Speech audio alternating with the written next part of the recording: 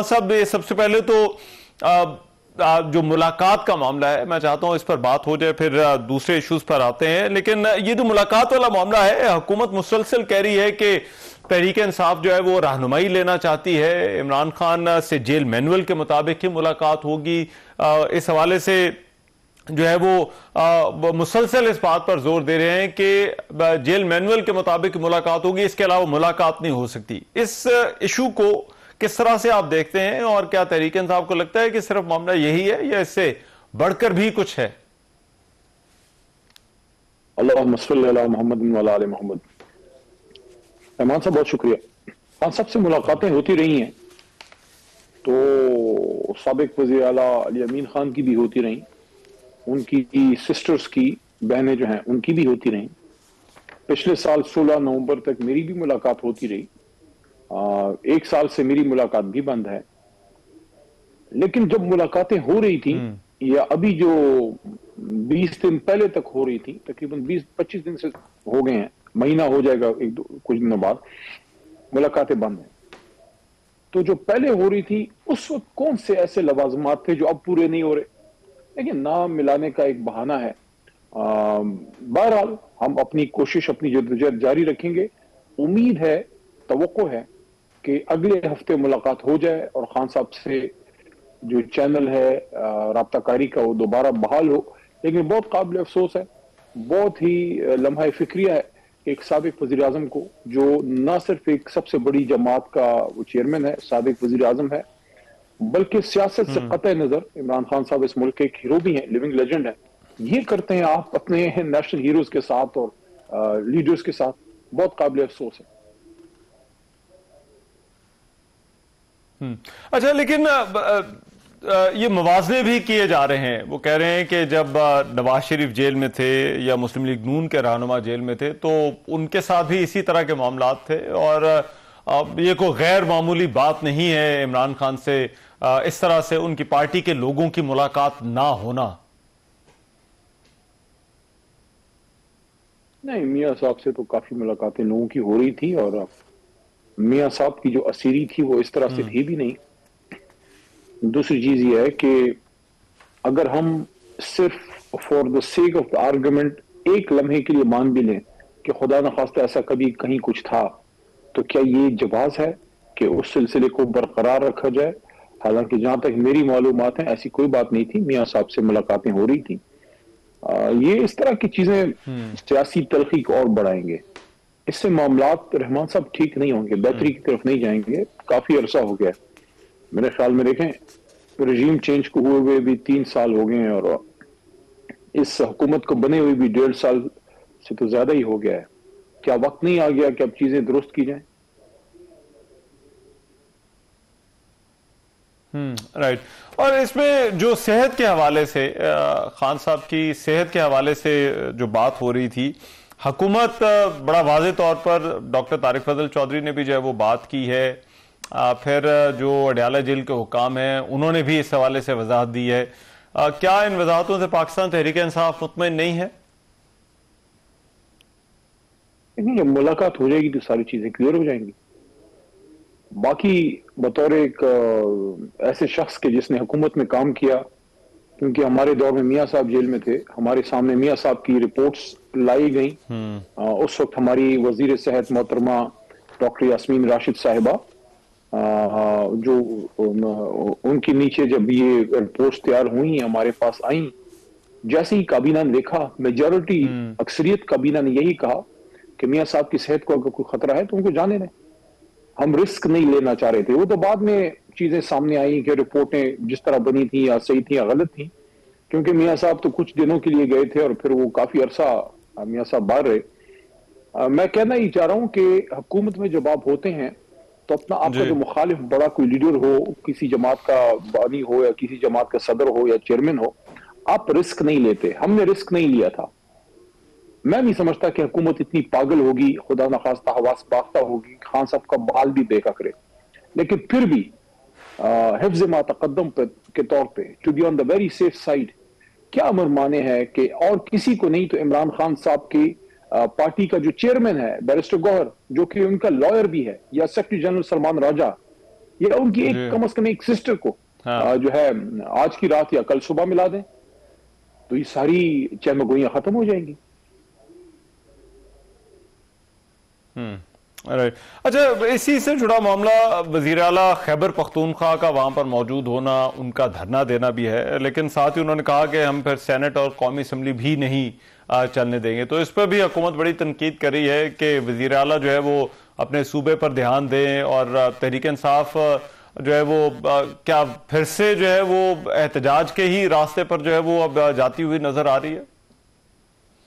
اور وزیر اعلیٰ بھی، زیادہ امپورٹنٹ سوال وزیر اعلیٰ کا ہے.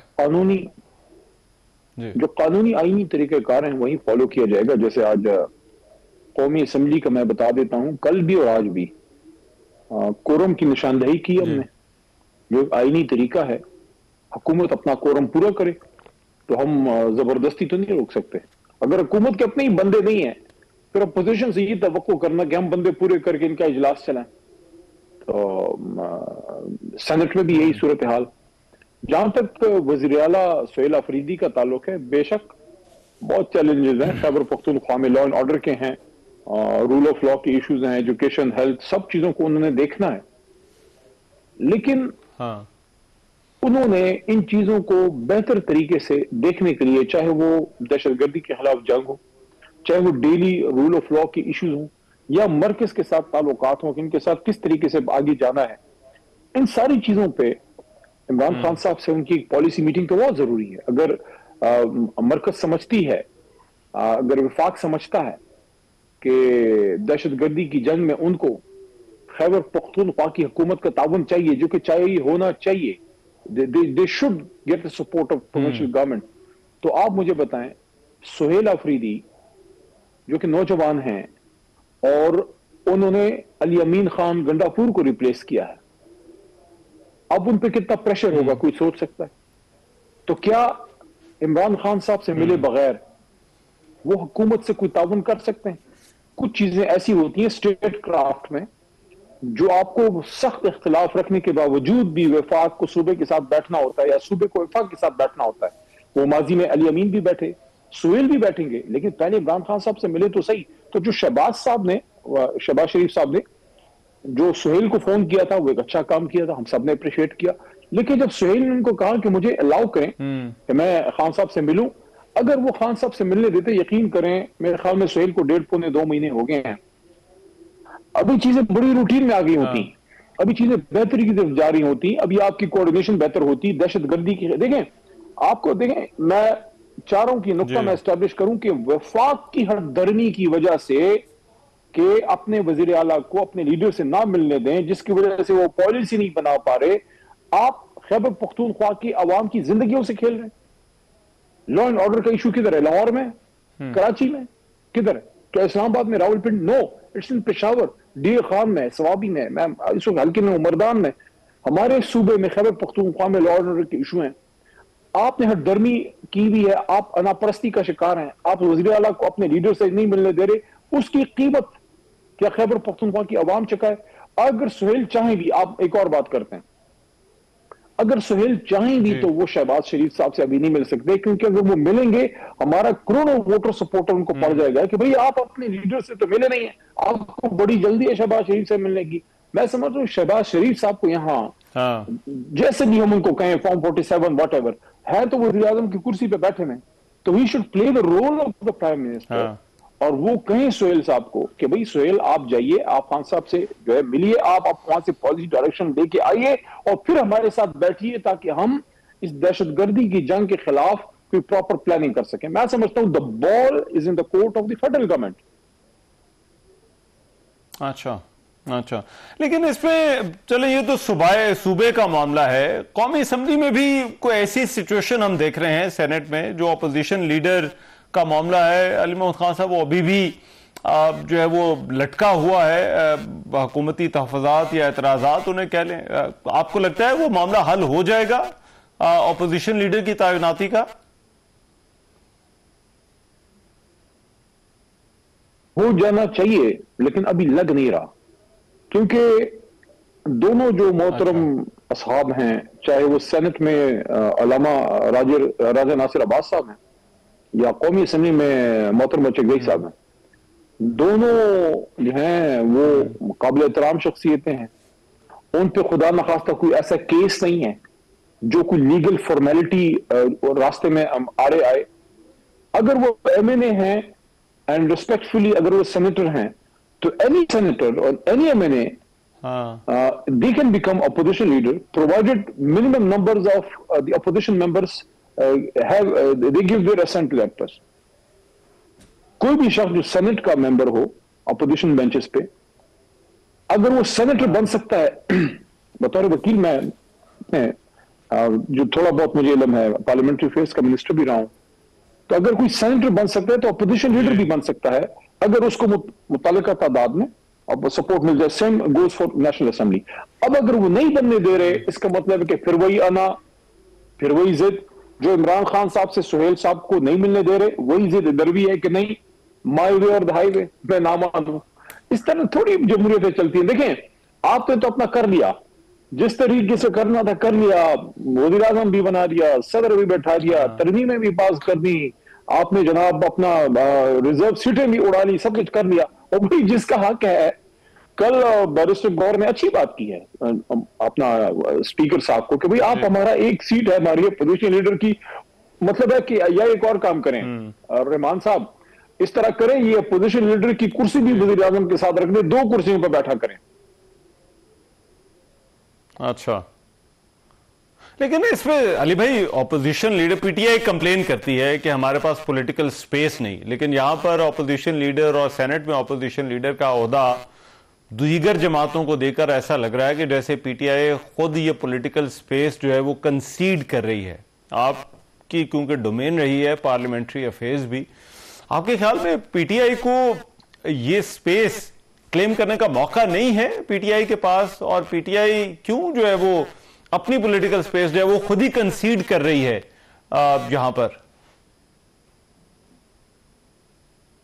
देखिए, आइडियली स्पीकिंग तो जिस जमात की अक्सरियत हो अपोजिशन में, उसी का अपोजिशन लीडर बनता है।